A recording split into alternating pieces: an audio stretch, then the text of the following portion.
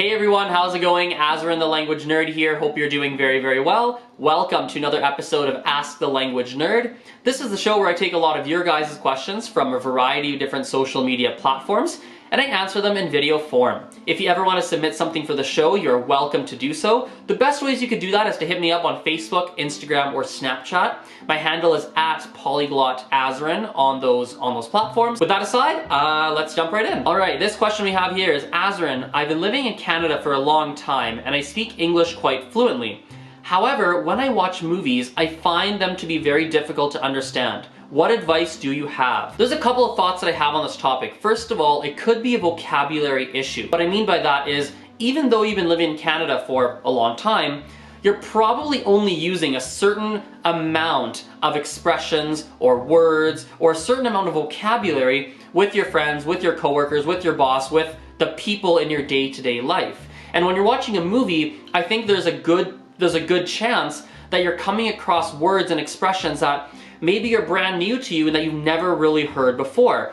As a result, you're finding it difficult, you're finding it challenging to follow what's really happening in every single part of the movies that you're watching. I think similarly, an important thing to think about is in day-to-day interactions, you are actually interacting. There's a conversation happening with someone else, meaning your friend says something, you respond, then they respond, and there's a conversation happening and you are very involved in every single conversation or every single interaction or most interactions that you are having. Movies are not like that at all. Movies, you are sitting there for 2 hours, 2.5 hours, however long, and you have to just listen, and it's almost like 2 hours of listening comprehension, but your day-to-day activities are nothing like that. And so it makes sense to me actually, when you're looking at how movies are actually difficult to comprehend, that makes sense to me, because maybe your listening comprehension just is not at a high enough level to be able to sit there for 2.5 hours and really absorb and understand everything that's happening. So I would look at taking some steps to improve your listening comprehension. There's a lot of different resources online. I would literally just look up like advanced or intermediate listening comprehension exercises. I would also just look at maybe taking conversation classes or taking classes or doing something that allows you to increase your vocabulary. I think those two things are going to go a really long way. And the final thing is, and this may or may not apply to you, but I would also be considering the pronunciation and more the phonetic side of things. What tends to happen when we speak quickly, especially in movies for example, is that we might mush our words together and we might speak in a way that is not necessarily overly clear or overly concise or overly articulated, right? And so they're kind of squishing their words together and mushing things in a way that maybe for your ears, you can't really register what sounds are saying, what they're saying. And so I would look at some phonetics. I would look at perhaps looking at connected speech, like look up connected speech on YouTube, or look up English phonetics or whatever language phonetics. It's a good place that might help you understand the sound systems, which also might help you a lot with understanding movies. Next question we have here is, Azren, how do you start thinking in English when you're speaking English? Really good question. This sounds really funny and really weird, but I think one really good thing to think about is to actually practice doing so. A lot of people, what they might do is they might just by default translate in their brain. Well, train yourself, start literally practicing when you are speaking, when you're trying to say something. Train yourself to think of the Spanish word, or the English word first. Another big tip is to study English in a way that is not necessarily reliant on translation. What I mean is, for example, instead of taking the word phone and writing like phone equals on a piece of paper, phone equals un celular, or if you take Spanish, maybe Spanish is your first language, un celular equals phone. Instead of writing that, right, and like writing it with words, perhaps use pictures, right? Maybe use some pictures, use images, use something else, use something that is not translation. That's a good way to kind of start breaking away from that. And the last thing I'll say is that often the not translating will come with time. One of the most interesting phenomena that I've seen is many people that ask, how do I stop translating in my head? How do I speak more automatically?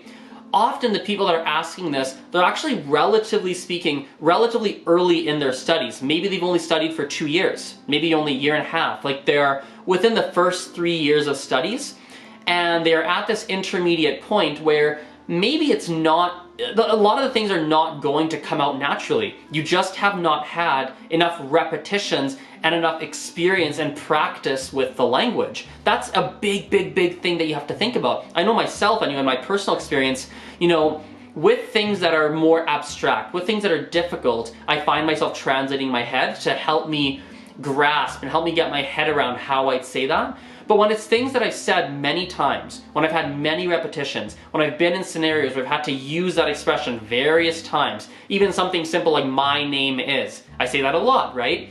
And so all of a sudden when I need to say my name is in French or Spanish or Mandarin or whatever, Gujarati, whatever it is, it just comes out. Because I'm so used to being in that situation that my brain doesn't even think to translate. My brain actually jumps to the memory of me in previous times saying Me llamo Azren or Je m'appelle Azren, Maru nam Azren, whatever it is. It jumps to that memory and jumps not to the translation. So one thing I would also think about is how many times have you had to actually use that expression or that word or that whatever, the language in general, how many times have you had to use it in ways where you're actually applying it and not just sitting down writing things? Because that is probably going to help too. If you have lots of memories attached where you had to use that expression, whether in writing and speaking, whatever, where you had to apply it, that is also going to work because then your brain will jump to the memory of you using it in the target language, in this case English, right?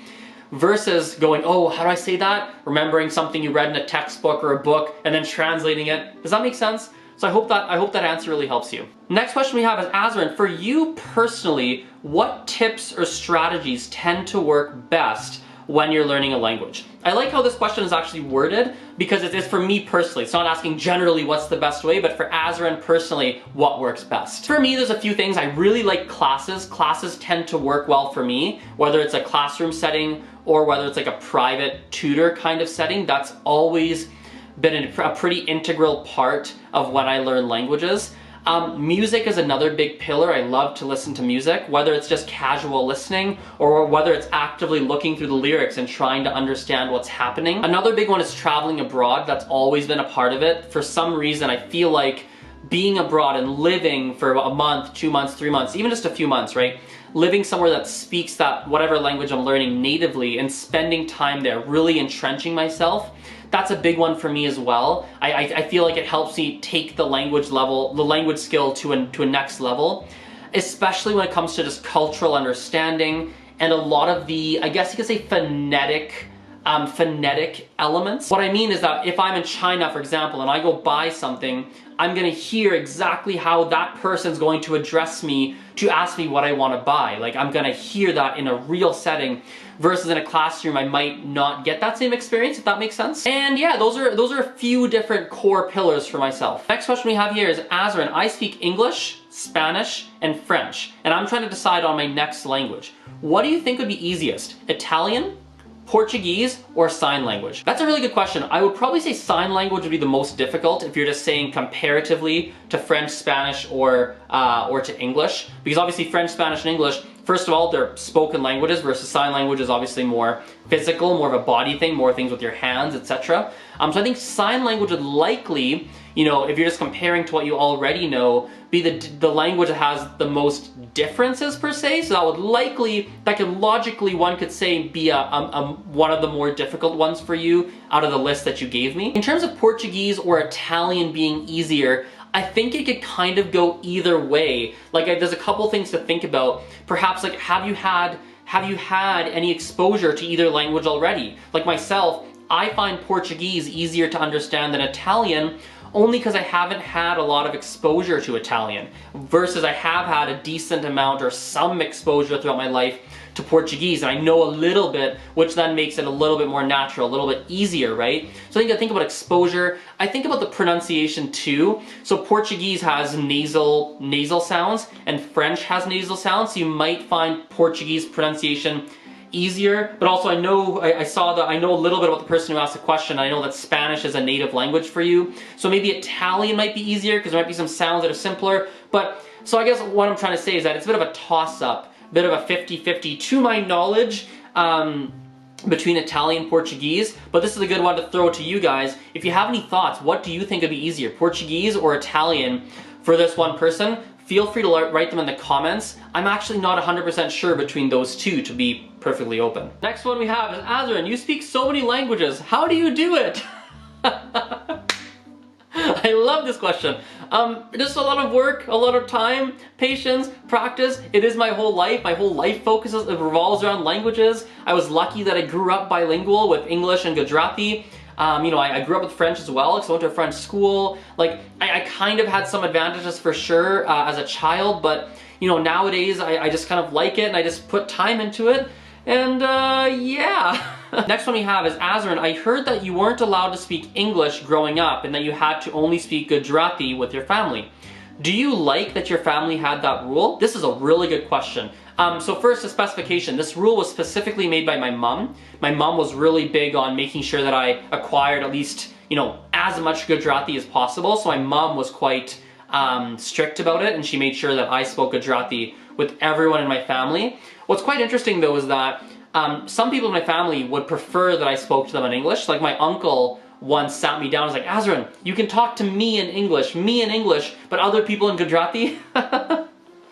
So all of that to say that it was a thing kind of, you know, a rule created by my mom and not necessarily by the whole family. But overall, yeah, I'm super happy about it. And what's interesting is that I didn't really resent it as a kid because it didn't feel forced. I was just, you know, as a baby growing up, it was like Gujarati was just spoken to me. It was just the norm. It would have almost felt weirder growing up speaking all English. That would have just been almost more strange because ever since I was born, it was Gujarati, grandparents Gujarati, mom Gujarati.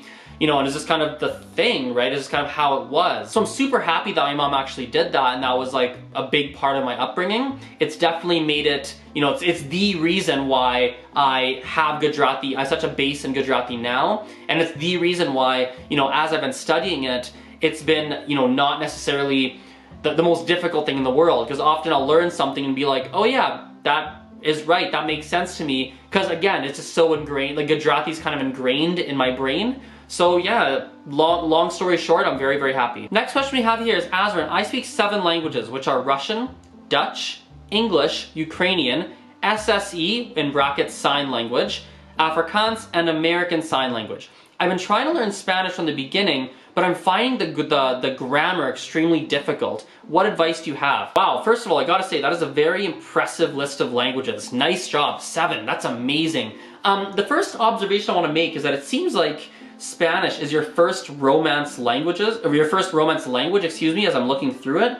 So, you know, it's just an interesting observation. I wouldn't be overly hard on yourself because it is, you know, a language that is quite, I guess you could say, removed from the other languages that you listed. Like, they're probably, my guess, I haven't studied a lot of these, but my guess is that the verb conjugations and whatnot are not really that similar, and there's nothing you can really compare it to. So one of the big things I'd say is I would just be patient with yourself and understand that, you know, I understand this person, we were talking a little bit, they said they're actually quite earlier in their studies. So understand that it is going to take you some time and it's not going to come necessarily instantly. It reminds me a lot of my Mandarin progress actually, because when I started Mandarin, it was really foreign to me at first because I could not compare Mandarin to anything else that I spoke. And one of the things that just helped me get over it was just time, patience, letting my brain really soak and really, I guess, absorb the language and learn kind of how it works. So I think patience is probably going to be the biggest thing for you. And the second thing I'd recommend has to just do with breaking it down into really small pieces. So for example, instead of looking at, okay, present tense, I gotta remember all these endings, all the endings for the AR verbs and the ER verbs and the IR verbs, and then there's these exceptions and there's stem changing. Instead of looking at it all as a big whole, break it down to the smallest possible piece. Literally pick like the I's, the yos, the I conjugations of verbs. Only remember the I's, right? Ignore the irregular verbs. Literally pick like 5 verbs and be like, these are the 5 verbs I'm gonna remember the I form. And just practice with those 5. Practice, practice. Practice speaking them. Practice applying them if possible, right? Then move on to another 5. Only do the I's. Then only do the U's. You speak, you talk, you walk, you this, you that, you the other thing. Then do the U's. Then the he, she's. Just don't even do it by tense. Break it down to even smaller pieces. And that, I think, is going to be something that helps you absorb that information. And over time, I think your brain will get used to it. They'll catch a lot of the patterns and you will be able to study larger chunks at once.